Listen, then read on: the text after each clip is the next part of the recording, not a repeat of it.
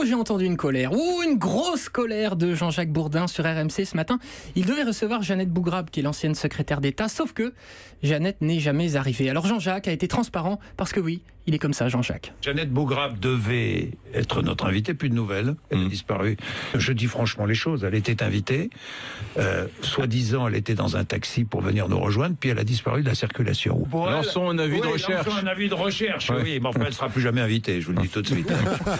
Pas content Jean-Jacques, surtout que quand Jean-Jacques colère, ça monte doucement, mais sûrement, là c'est bien monté quand même. Quand on est dans la vie, on est sérieux, on n'est pas sérieux. Bon, elle ne l'est pas, tant pis pour elle, on n'entendra plus jamais parler de Jeannette Bougrab sur l'antenne d'RMC. Voilà, le verdict est tombé, Jeannette Bougrab est coupable, fin de l'affaire. Sauf que Jeannette Bougrab était ensuite, en fin de matinée, invitée d'LCI cette fois, elle est donc revenue sur l'épisode. Je suis une maman célibataire, j'ai vu ma petite à 7h du matin, le taxi qui m'avait commandé n'était pas là, je prends ma fille, on commande un taxi, on est dans les bouchons, on arrive à 8h moins le 20, on nous fait attendre, on nous dit que c'est pas possible, etc. Et ensuite je me suis fait pourrir à l'antenne par monsieur Bourdin alors que j'étais dans les locaux. Et... Elle était dans les locaux, aïe aïe aïe, si elle dit vrai, j'aimerais pas être l'assistante Bourdin qui a oublié de le prévenir. Bon, prenons un peu de hauteur maintenant. Vous avez entendu parler d'avenir aujourd'hui. À quoi notre avenir va-t-il ressembler ? Discours très fort du ministre Nicolas Hulot diffusé sur la chaîne parlementaire. Discours pour présenter la première loi qu'il veut faire voter, celle sur la transition énergétique. Il y a quelque temps, un ami africain me faisait remarquer que quand les hommes sont passés de l'âge de pierre à l'âge de fer, ça n'était pas parce qu'il n'y avait plus de pierre,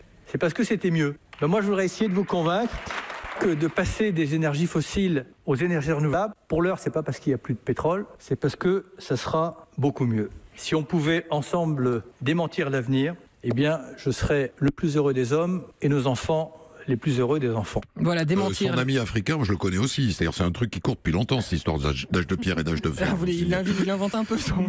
Ou alors vous avez le même pote. C'est possible. Toujours est-il qu'un peu d'optimisme, ça fait pas de mal. Et quitte à parler de l'avenir, j'ai été fasciné par ce que j'ai entendu dans Bonjour la France ce matin sur Europe 1. Il était question des appareils connectés. Vous savez que dorénavant, tout devient connecté à Internet, tout.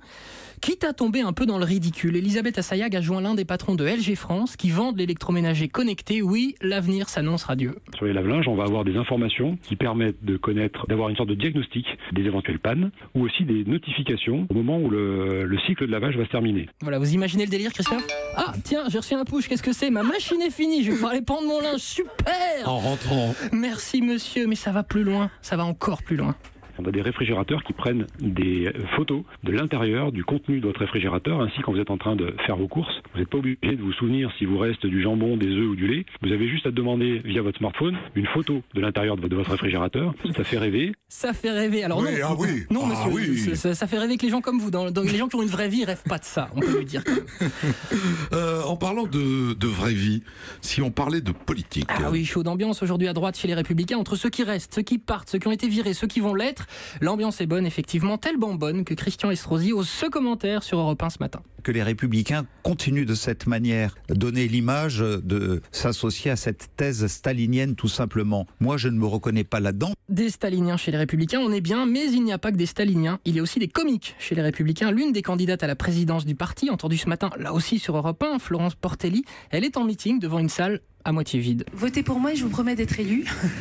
Bon, on ne pourra pas lui dire qu'elle ne tient pas ses promesses. Le mot de la fin sur la droite signé du député de l'Aisne sur LCP, Julien Dive. Question, alors, à votre avis, les ministres virés du parti, ils en pensent quoi ? Maintenant, vous savez, je pense que pour certains d'entre eux, comme dirait Chirac, ça leur en touche une sans faire bouger l'autre. Voilà, toujours citer Chirac dans une interview, ça passe toujours. Excellent.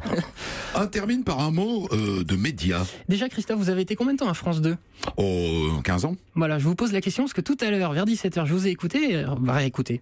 Avec Christine Angot, dans On n'est pas couché, l'émission de Laurent Ruquier sur Antenne 2. Ah bah non, Christophe, c'est plus Antenne 2, c'est France 2. Ben oui, et pourtant, ça fait un petit moment quand même que ça s'appelle France 2. Enfin bref. Bah, j'aurais pu dire le RTF. J'ai dit Antenne 2. Vous avez dit Antenne, on peut le réécouter si vous voulez. Non. Non, ça ira. Allez. Que c'est utile. Autre moment pas mal, formidable même, dans son émission Village Média ce matin, Philippe Vandel recevait l'animatrice de 28 minutes sur Arte, Elisabeth Quint. Une dame donc qui vide la télé. Question de Vandel. Et est-ce que vous regardez vos concurrents ? Jamais, je regarde pas la télé. Jamais ? Non. Ah d'accord, comme si un boulanger vous expliquait ne jamais manger de pain parce que le pain c'est dégueu. Bref, Elisabeth Quint aurait-elle un poil de mépris pour l'objet télévision ou alors était-ce juste une bonne blague? Vérifions. Blague à part, je regarde pas la télévision, La vie est ailleurs, Philippe Vandel, vous le savez très bien, vous écrivez des livres. Voilà, je le dis aux téléspectateurs de 28 minutes, arrêtez de regarder cette émission, rappelez-vous, la vie est ailleurs. La vie est ailleurs, enfin elle est surtout entre 17h et 19h sur Europe 1. Une petite pause, la dernière avant de passer le flambeau à mon ami Tadei.